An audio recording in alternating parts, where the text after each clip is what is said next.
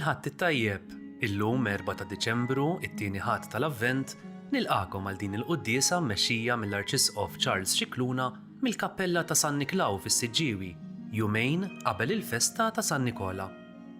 Jikkonċelebraw Monsinjur Dione Kutajjar u Diaknu Fader Ian Diakono.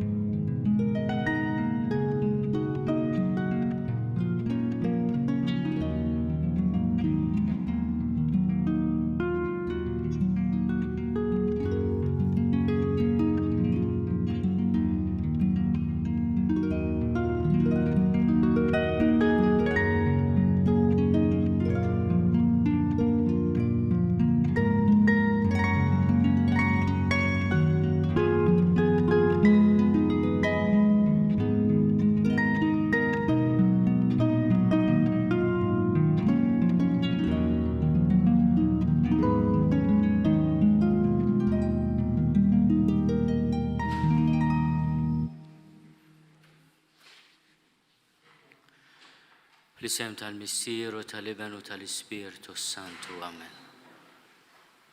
Il-paċi ma'kom. Ħuti ejjew narfu ħtijietna biex nitħejjew tajjeb ħalli niċċelebraw il-misteri qaddisa.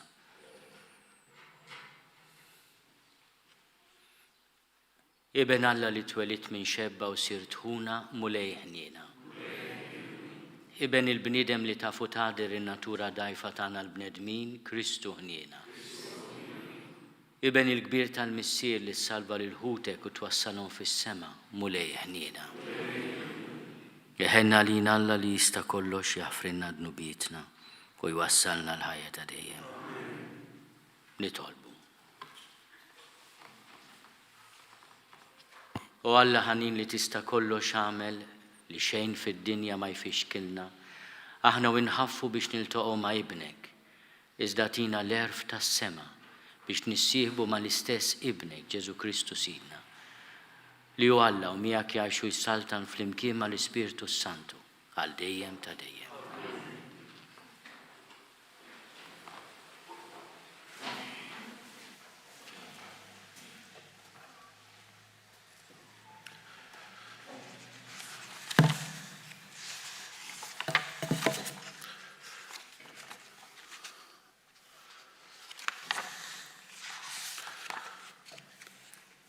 Qari mill-ktieb tal-profeta Iżajja. Għad toħroġ fera mit-sok ta' Ġesse, għad timbet rimja minn eruqu. Fuqu jistrieħ l-ispirtu tal-mulej, l-ispirtu tal-erf u d-den, l-ispirtu tal-aqal u l-qawwa, l-ispirtu tal-erf u tal-biża tal-mulej, u l-għaxqa tiegħu fil-biża tal-mulej. Ma jiġġudikax skont ma jidher fl-għajnejn u ma jagħtix sentenza skont ma jisma', iżda jiġġudika l-imsejknin skont il-ġustizzja u jagħti sentenza skont is-sewwa lill-fqajrin tal-art. Issawwat il-kifra bix-xetru ta' fommu u b'nifs xoftejh joqtol il-ħażin. Il-ħżiem ta' ġenbejh tkun il-ġustizzja u l-fedeltà il-ħżiem ta' qaddu. Il-lupu jibda jgħix mal-ħaruf, il-leopard mal-gidi u jiraw flimkien l-oġol u l-ferħ lill-jun. Daqsxejn ta' tfajja li suqhom. Il-baqra u l-ors jiraw flimkien u l-friħ tagħhom flimkien jistrieħu. Lill-jum bħal gendus jiekol it-tiben. It-tarbija tal-ħalib titlieb fil-ħofra tas-serb. U t-tifel miftum idaħħal idu fil-bejta tal-lifa. Ma jagħmlux aktar deni u anqas ħsara fuq il-muntanja qaddisa kollha tiegħi, għax mimlija il-art bl-arfin tal-mulej bħalma l-baħar u miksi bl-ilmijiet. Imbagħad jiġri f'dak il-jum li l-erq ta' Ġesse jieqaf bħala sinjal għal popli lilu jfittxu l-ġnus u l-amara tiegħu tkun imsebħa. Il-kelma tal-mulej inroddu ħajr lil Alla. Salm responsorjali tħaddar f'jiemu l-ġustizzja flimkien, tħaddar f'jiemu l-ġustizzja. O Alla, għati lis-sultan il-ħaq tiegħek, il-ġustizzja tiegħek lil bejn is-sultan biex jiġġudika l-poplu tiegħek bil-ġustizzja u bil-ħaq l-imsejknin tiegħek. Flimkien, tħaddar f'jiemu l-ġustizzja. Tħaddar f'jiemu l-ġustizzja u slim kotran sa ma jintemm il-qamar. Isaltan minn baħar sa baħar u mix-xmara sa truf fl-art flimkien. Tħaddar f'jiemu l-ġustizzja. Għaxu jeħles l-fqir li jsejjaħlu u l-imsejken li m'għandux min jgħinu. Iħen għaddajjef u għal-fqajjar il-ħajja tal-fqajrin isalva flimkien. Tħaddar f'jiemu l-ġustizzja. Ismu jibqa' jissemma għal dejjem. Idum ismu sakemm iddum ix-xemx. Bih jidbir kull ġnus kollha tal-art. Il-popli kollha isejħulu ħini flimkien. Tħaddar f'jiemu l-ġustizzja.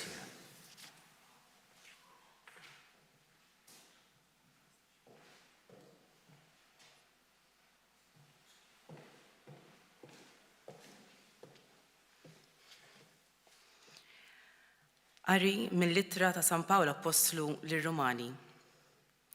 Ħuti, kull ma nkiteb fl-Iskrittura fl-imoddi, inkiteb għat-talim tagħna biex bis-sabar u bil-faraġ li tagħtina l-Iskrittura aħna jkollna t-tama.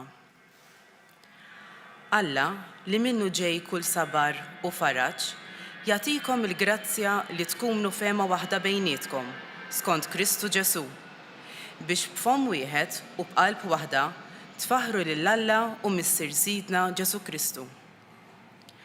Għalhekk, ilqgħu lil xulxin bħalma Kristu wkoll laqalilkom għall-glorja ta' Alla. Jien ngħidilkom li Kristu sar għaddej tal-lut ċirkonċiżi minħabba l-fedeltà ta' Alla biex iseħħu l-wediet li għamel lill-patriarki u biex il-pagani wkoll ifaħru lil Alla minħabba l-ħina tiegħu bħalma hu miktub, għalhekk jien infaħrek fost il-ġnus u nanni tifħir ismek.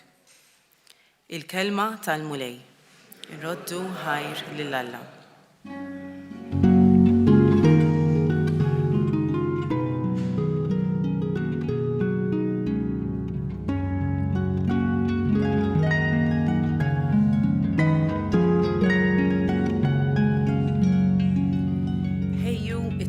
Tal-mulej, id-drittaw il-modijiet tiegħu. Il-bnedmin kollha jaraw is-salvazzjoni ta' Alla.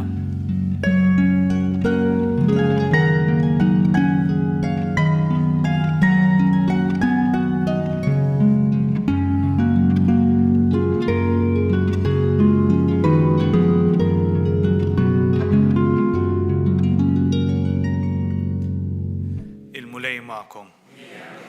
Qari mill-Evanġelju skont San Mattew.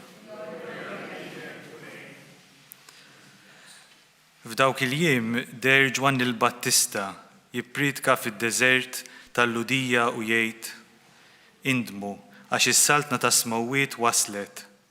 Għax għalih kien intqal permezz tal-profeta Iżajija meta qal: Leħen ta' wieħed jgħajjad fid-deżert. Ħejju t-triq tal-mulej, iddrittaw il-modijiet tiegħu. Dan Ġwanni kellu fuq l-libsa tax-xar tal-ġemel bi żmiem tal-ġild madwar qaddu u l-ikel tiegħu kien ġradjiet u qasel selvaġġ. U kienet murandu Ġerusalemm u l-Ludija kollha u l-inħawi kollha ta' madwar il-Ġordan u kienu jitamdu minnu fix-xmara Ġordan huma u jistqarru dnubietom. Kif ra bosta mill-Fariżej u Saduċej ġejjin għall-magħmudija tiegħu għalilhom: Ja nisel illi fat, min urikom kif għandkom taħarbu mill-korla li ġejja. Għamlu mela frott xieraq tal-indiema u taħsbux li tistgħu tgħidu fikom infuskom għandna b'missier lill-Abram. Ngħidilkom li Alla minn dan l-istess ġebel jista' jqajjem ulied lill-Abram. Il-mannara ġa tresqet għal għerq is-siġra u għalhekk kull siġra li ma tagħmilx frott tajjeb tinċaqat u tintefa' fin-nar. Jien ngħid għalija nammitkom bl-ilma tal-indiema, imma min ġej warajja u aqwa minni, u jien ma jistħoqilniex inġorr il-qorq tiegħu, u jammitkom bl-Ispirtu Santu u n-nar. Il-midra qiegħda fidu biex iderri l-qilla tiegħu u jiġbor il-qamħ fil-maħżen, imma it-tiben jaħarqu b'nar li ma jintefix. Il-kelma tal-mulej.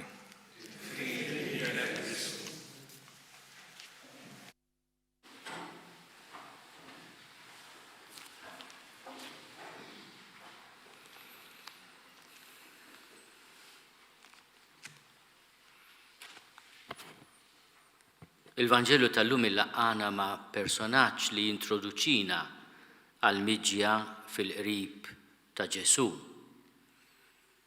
Ġwanni huwa dak li mibgħut qabel il-mulej. Fil-fatt, wieħed mit-titli ta' Ġwanni huwa il-prekursur, dak li jiġi qabel il-mulej. Il-Vanġelu ta' San Ġwan jintroduċih b'titlu ieħor, il-Battista, għaliex introduċa dan ir-rit ta' Mamudija fi xmara Ġordan u stess jgħid li huwa rit sinjal ta' ndiema li inti qed taraf dnubietek u titlob maħfra lill-Alla. Ma jitkellem dwar Ġesu bħala dak li se jiġi b'mamudija oħra. Jgħid li il-mulej Ġesu ħajammidna bl-Ispirtu Santu u n-nar. Din il-kelma li titgħammed bl-Ispirtu Santu tfisser li l-ħajja tiegħek tittieħed propju mill-eruq, mill-qawwa u mill-Ispirtu tal-mulej. Il-profezija sabiħa li smajna llum mill-profeta Iżajija titkellem fuq l-Ispirtu tal-mulej, l-Ispirtu tal-erf u d-den, l-Ispirtu tal-aqal u l-qawwa, l-Ispirtu tal-erf u l-biża tal-mulej. Aħna nitkellmu dwar is-sebadoni tal-Ispirtu Santu. Fil-fatt, il-lista tas-sebadoni meħuda propju minn din il-profezija sabiħa ta' Iżajija. L-Apostlu Missierna jitkellem dwar elementi oħra tal-Ispirtu Qaddis tal-mulej, il-frott tal-Ispirtu. U allura id-doni tal-Ispirtu huma ħafna. Kulħadd jirċievi is-sem tal-Ispirtu skont il-vokazzjoni tiegħu. Aħna nitolbu f'dan iż-żmien tal-Avvent li fuq il-kelma ta' Ġwanni, li sem Ġwanni jifisser il-mulej ħen, Joħanan. Inħejju triq tal-mulej, nidrittaw il-modijiet tiegħu.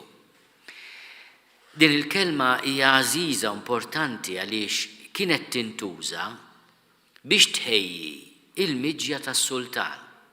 Dak iż-żmien islaten kienu jivvjaġġaw mhux bl-ajruplani, ma konniex għadna wasalna sem, imma 2000 sena ilu is-sultan kellu jivvjaġġa bil-karrijiet, bil-żwiemel. U allura kien ikun hemm bżonn li t-toroq ikunu mħejjija għall-miġja tas-sultan. U kien jibgħat ambaxxaturi biex jafżaw dwar il-miġja tas-sultan u jieħdu ħsieb li jħejju t-toroq, speċi ta' public works tal-antik. Ħejju t-triq tal-mulej, iddrittaw il-modijiet tiegħu. U din it-tħabbira li kienet tgħaddi minn villaġġ għal ieħor biex in-nies mhux biss jippreparaw ruhom għall-miġja tas-sultan imma jħejju t-toroq, kienet tissejjaħ aħbar tajba, evanġelju. Il-kelma evanġelju li aħna nużaw għall-aħbar it-tajba ta' Ġesu meħuda minn din l-aħbar. Ġej is-sultan, Maranatha, ġej is-sultan, ġej il-mulej. U Ġwanni huwa dak li jiġi qabel il-mulej jatina din l-aħbar, aħbar tajba, evanġelju. U dan huwa żmien tal-avvent li aħna nirċievu din l-aħbar li ġej is-sultan. U li hemm bżonn inħejju triq. It-triq hija qalbna. Il-mulej kif se jasal għandna? Permezz ta' qalbna, mhux permezz ta' moħħna, imma permezz ta' qalbna. U allura l-indiema li qed jippriedka Ġwanni biex inħejju triq tal-mulej, għax mhix kwistjoni ta' ġebel u terrapien, imma hija tal-qalb. L-indiema li tiġi propju minn dan l-atteġġjament lil mulej tgħidlu grazzi Sinjur Alla, imma ħfirli Sinjur Alla. Li kontinwament lil Alla tgħidlu Sinjur Alla, jiena għandi bżonnok. Innotajtu waqt li qed nisemgħu il-Vanġelu li Ġwanni ma tantx juża kliem ħelu lil min imux biex ta' parsi jitgħammed bil-mamudija tan-diema. Minnhom lill-Fariżej u s-Saduċej isejħilhom nisel il-lifat, ma tantx hija xi ħaġa sabiħa tgħid hekk lil xi ħadd nifhmuha din. Imma jgħidilhom mhux biżżejjed tgħidu kemm intom bravi fil-liġi ta' Alla, imma l-qalb tagħkom kif inhi u fejn hi. Għax l-ewwel pass tal-indiema li naraf li għandi bżonn il-ħina tal-mulej u nilqaħħa b'umiltà kbira. San Pawl l-Apostlu missierna jatina kelma ta' faraġġ meta jitlobna bil-ħerħa u jiena naħseb din ukoll huwa mod kif inħejju ruħna għall-miġja tal-mulej anki għall-miliet jgħid hekk. Ilqgħu lil xulxin bħalma Kristu wkoll laqa lilkom għall-glorja ta' Alla. Kemm sabiħa din l-istedina tal-Apostlu missierna. Kemm tkun ħaġa sabiħa li dan l-avvent nirriflettu fuq din il-preparazzjoni. Aħna qed inżejnu d-djar tagħna, t-toroq tagħna. Qed niċċelebraw il-festi ta' qaddisin li jfakruna fil-misteru kbir tal-miliet, wieħed minnhom San Nikola għalhekk għażilt li niġi f'din il-kappella fil-kampanja fil-limiti ta' rendi u s-siġġiewi, id-dedikata lil San Nikola minn żmien antik ħafna,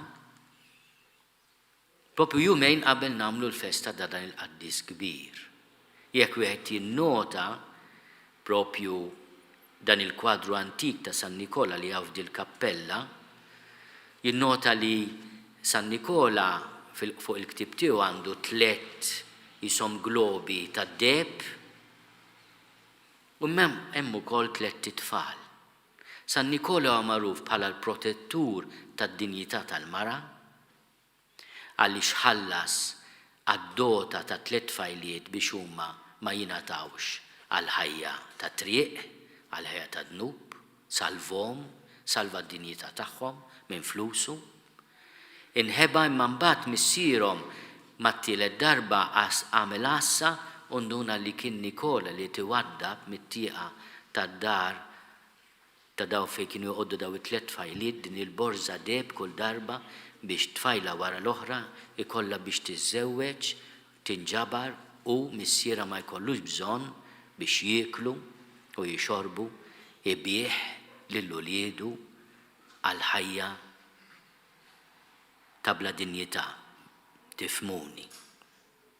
Imma hemm ukoll it-3 tfal, hemm leġġenda storja qawwija tradizzjoni San Nikola salva 3 tfal li kienu ingħataw biex jitqattgħu biċċiet. San Nikola difensur tad-dinjità tal-mara ma wkoll difensur tad-dinjità ta' uliedna ta' tfal. Aħna l-isfijiet illum batna nota pastorali fil-parroċċi ta' Malta u ta' Għawdex u qed nagħmlu din talba ħerqana. Jiena hawnhekk minn din il-knisja antika iddedikata lis San Nikola. Propju nagħmel appell ħerqan lil min għandu responsabilità kbira, ħafna kbira, li aħna nibqgħu niddefendu lil uliedna mod speċjali l-uliedna fil-ġuf. Inti biex issalva l-ħajja tal-om tagħmel kollox. Aħna maħniex qed nitkellmu fuq dik. Imma jekk tgħidli inti tista' toqtol tarbija minħabba s-saħħa tal-om. Hawnhekk mhux qed fuq il-miżien m'għandhomx l-istess piż l-aħwa. Aħna din id-diffikultà li nsibu ma' din proposta tal-liġi, inti għandek toqtol biex tħossok aħjar, dak hu l-prezz. U kif qiegħda l-liġi dil-ħaġa tista' ssir sa twelid tat-tarbija, immaġina inti. Toqtol tarbija minħabba s-saħħa tal-om, il-ħajja tal-om ħajja u ħajja, jisom fuq l-istess miżien hux. Fuq il-miżien hemm ħajja u ħajja, imma ħajja u s-saħħa. Dik id-diffikultà li qed insibu biex wieħed jifhem li mhux kapriċċ. U m'għandekx inti tissopprimi l-ħajja ta' xi ħadd b'kapriċċ. Mhux qed ngħid li ma jkunx hemm sitwazzjoni diffiċli, mhux qed nikkundanna kultant dak li jsir b'mod tanta swit il-qalb għax isir b'mod leġġer, imma qabel il-liġi tippermetti xi ħaġa irridu niddeċidu x'irridu tassew. Ma nilabux bil-kliem. Il-til tal-innoċenti jibta til tal-innoċenti, ma nilabux bil-kliem. U ma nsibu skużi, dal qed nippruvaw ngħidu aħna l-isfijiet fi ftit kliem. U jiena nitlob ħafna l-interċessjoni ta' Sitna Marija, aħna nfakru l-isfijietna l-ħamis aħna se nagħmlu festa kbira l-Kunċizzjoni. Il-Kunċizzjoni x'inhi? Din it-tifla li tibda titnissel fil-ġuf ta' omma Anna. U f'dak il-mument ta' tnissil tal-om ta' Ġesu fil-ġuf ta' omma Anna, il-mulej jintervjeni billi ħarisa minn kull dnub. Għax aħna nemmnu fid-dinjità tal-ħajja umana sa mit-nissil tagħha. Bħalma nagħmlu festa għat-nissil tal-om, hekk nagħmlu wkoll festa ta' tnissil ta' Ġesu fil-25 ta' Marzu, 9 xhur qabel il-miliet. U hekk ukoll se nagħmlu festa 9 xhur qabel it-twelid tal-Madonna li ħniċċelebraw fit-8 ta' Settembru, mit-8 ta' Diċembru sa 8 ta' Settembru jgħaddu 9 xhur, dak hu l-kalkolu. Li inti tibda tot id-9 xhur ta' tqala tal-mamà tal-Madonna ta' Anna, mit-8 ta' Diċembru twaslek sa 8 ta' Settembru, sa twelid tagħha. U dawn huwa festi antiki, għax il-fidi ma dina mhix kwistjoni biss ta' fidi l-aħwa, kwistjoni ta' xjenza.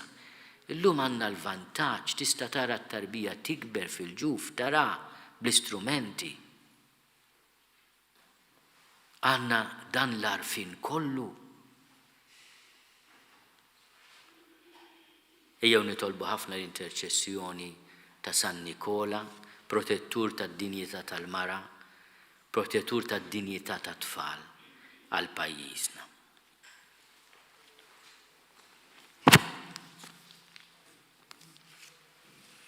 Jiena nemmen falla wieħed il-missier li jista' kollox li ħalaq is-sema u l-art, dak kollu li jidher u dak li ma jidirx. U f'mulej wieħed Ġesu Kristu iben waħdini ta' Alla, imnissel minn missier qabel kull żmien. Alla minn Alla, dawl minn dawl, Alla veru minn Alla veru. Imnissel mhux magħmul, natura waħda mal-missier u bih sar kollox. Niżel mismewwiet għalin l-bnedmin u għall-fidwa tagħna. U ħal-ġisem bis-seta tal-Ispirtu Santu minn Marija Verġni u sar bniedem. Salbuha lina bata taħt Ponzju Pilatu, mietu difnuh. U fit-tielet jum qam minn bejn l-imwiet skont il-kodba mqazza. U tela s-sema u qiegħed fuq il-lemin tal-missier. U għandu jerġa' jiġi bil-glorja biex jagħmel mill-ħajjin u mill-mejtin. U s-saltna tiegħu ma jkollix tmiem. U fl-Ispirtu Santu mulej li jagħti l-ħajja, li ġej mill-missier u mill-liben, li hu meqjum u mweġġa flimkien mal-missier u mal-liben, u li tkellem f'fomm il-profeti.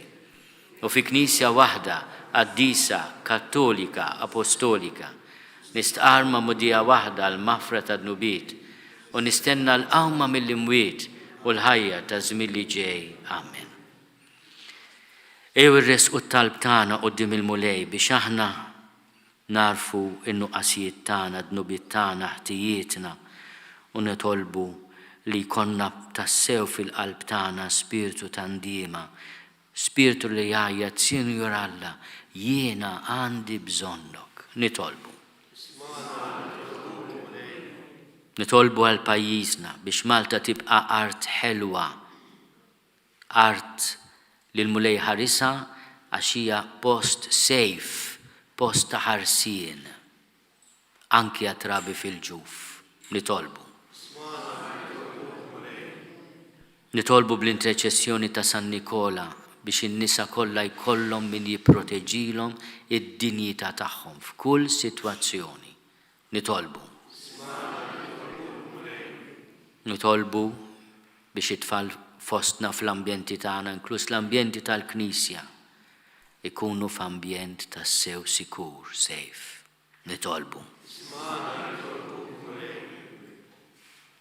Nixtieq nitlob koppja biex tiġi hawnhekk għandhom tarbija ta' xahar u jixtaqgħu jippreżentaw għal San Nikola. X'isem għat-tarbija? Ġużè Nikol. Nitolbuk mulej tilqa' lil Ġużè Nikol tbierku bil-barka tiegħu, tbierek il-ġenituri tiegħu u timlih bil-barka u bil-grazzja tiegħu. Fl-isem tal-Missier u tal-Iben u tal-Ispiritu Santu. Amen. San Nikola, jiena ma rridx inħadnu jien it-tifel għax dak prezzjuż fis. Erfgħu ftit lej San Nikola, ibni. Għatuh ċabċipa wkoll.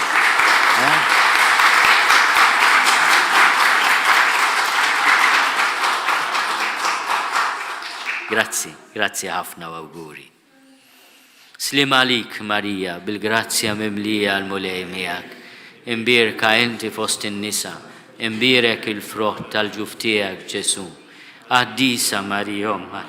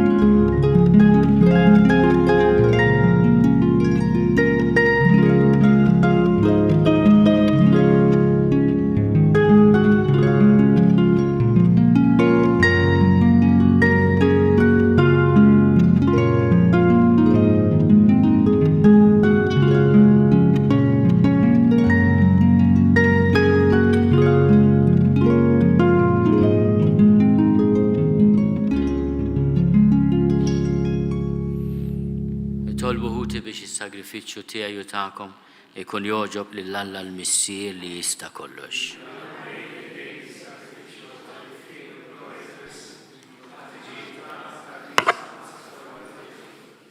Taffi mill il-korla tiegħek il-qatt tal-pum li s-sagrifiċċju tagħna u fejn ma jwaslux il-merti tagħna għatina l-għajnuna int fil-ħniena tiegħek bi Kristu Sidna. Il-mulej magħkom. Nerfgħu qlubna l-fuq. Niżuħal il-mulej Alla tagħna. Sewwa u xieraq tas-sew, mulej Missier Qaddis. Alla ta' dejjem li tista' kollox. Tajjeb u taġi tas-salvazzjoni tagħna li dejjem u kullimkien irrodulek ħajr bi Kristu Sidna. U bl-ewwel miġja tiegħu fis-sura f'qajra ta' bniedem temm il-pjan li intħejjejt minn qabel. U fetħinna triq tas-salvazzjoni ta' dejjem. Biex meta jiġi darb'oħra fis-sebb tal-kobor tiegħu, niġu fl-aħħar bid-der il-premju li issa qegħdin nistru għalih u nistennew bit-tama għax inti stess wettulna. Għalhekk mal-anġli u mal-arkanġli, mat-troni u mad-dominazzjonijiet, Maqtajja kollha tal-eżerċiti tas-sema. Intennu l-innu tal-glorja tiegħek u ngħidu bla qiegħda. Qaddis, qaddis, qaddis. U li Alla tal-eżerċiti. Ismurtu l-art mimlija bil-glorja tiegħek. Osanna fl-oli tas-smewiet. Imbirek minn ġej fisem il-mulej. Osanna fl-oli tas-smew. Qaddis tas-sew int mulej. Inti lajn ta' kull dusija. Għaddis għalek nitolbuk dawn l-offerti bil-barka tal-Ispiritu tiegħek biex isiru għalina l-ġisem u d-dem ta' Sidna Ġesu Kristu. Li meta kien sejnata biex minn rajħibati ħal-ħobs, ratti l-ħajr qasam. Tal id-disċipli tiegħu qal. Ħudu u kulu l-kol minn dan, għax dan huwa ġismi li jingħata għalikom.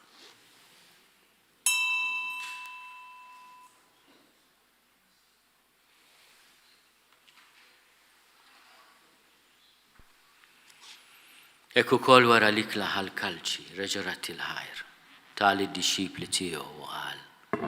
Ħudu u ixorbu minnu l-kol, għax dan huwa l-kalċi ta' demmi tal-patt il-ġdid li jibqa' dejjem. Id-dem li jxerret għalikom u għal-bnedmin kollha għal-maħfra ta' dnubiet. Għamlu dan tifkira tiegħi.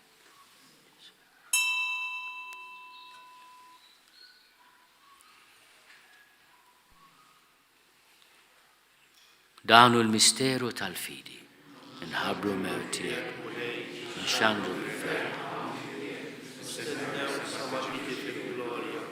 Għalek aħna u namlu dan tifkira tal-mewt u l-qawmin ta' Sidna Ġesu Kristu.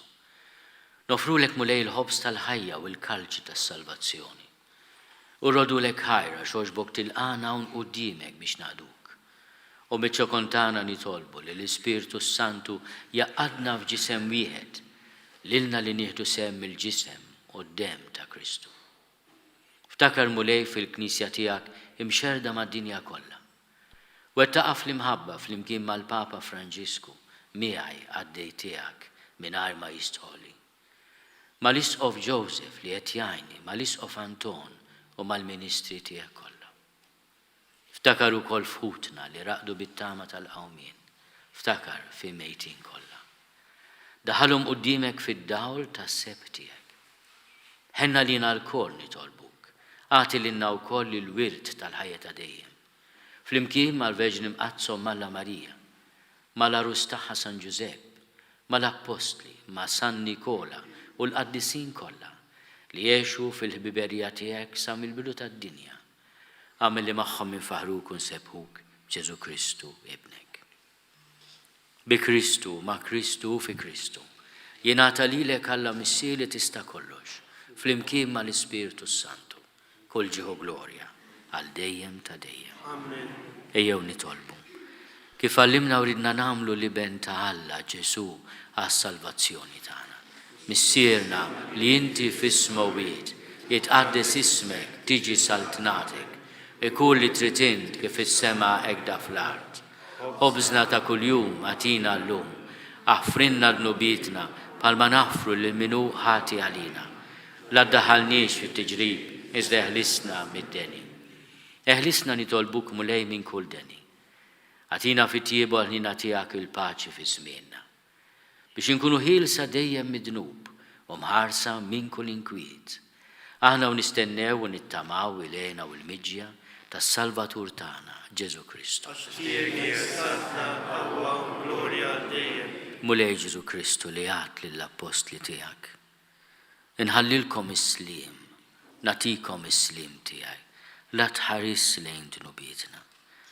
Iżda ħares lejn il-fidi tal-Knisja tiegħek. Għat jaslimu l-għaqda li jintrid fiha, int li tgħixu s-saltan għal dejjem ta' dejjem. Il-paċi tal-mulej tkun dejjem magħkom. Għatu l-paċi li xulxin.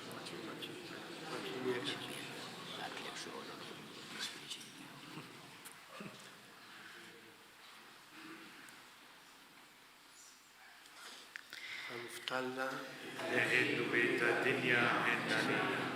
Ruf talla li t-neħeddu bejta d-dinja ennani. Ruf talla neħeddu bejta d-dinja għatina. Mulej Ġesu Kristu bil-Alla l-ħaj.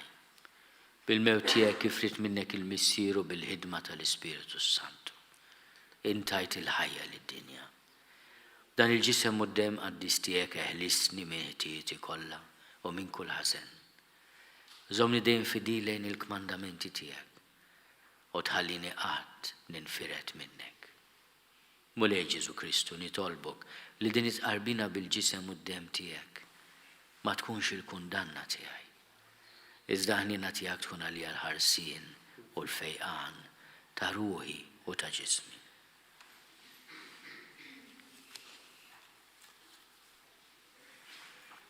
Danu l-ħaruf talla, danu li neħidnu bit tad-dinja. Ħenin dawk li huma mistiedna l-ikla tal-ħaruf.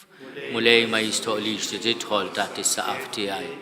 Iżda jgħid biss kelma waħda u ruħi tkun infeja.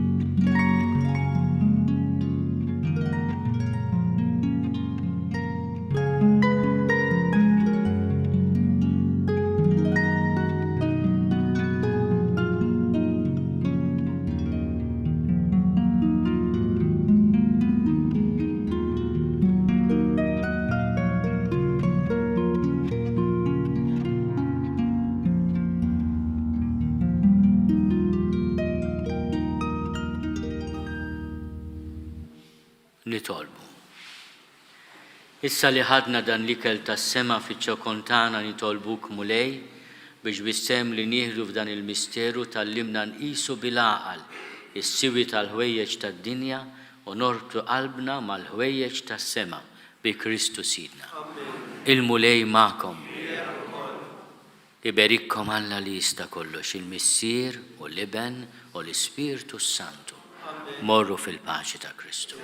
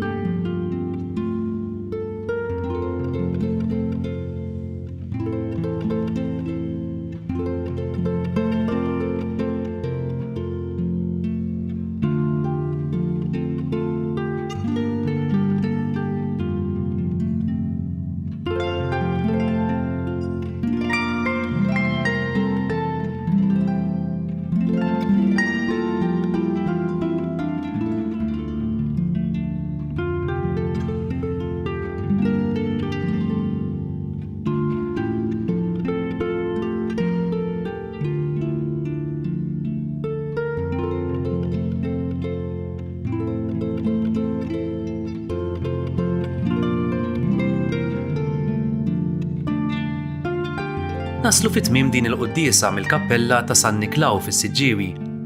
Kemm infakrukom li l-lejla tibda żjara tal-Patriarka Bartilmew l-ewwel f'Malta. Fis-6 ta' Diċembru l-pubbliku jista' jattendi għas-servizz ekumeniku fil-Konkatedral ta' San Ġwan. Grazzi tal-li naqadtu magħna għal dan il-mument ta' talb, nawguralkom il-kumplament tal-ħadd it-tajjeb.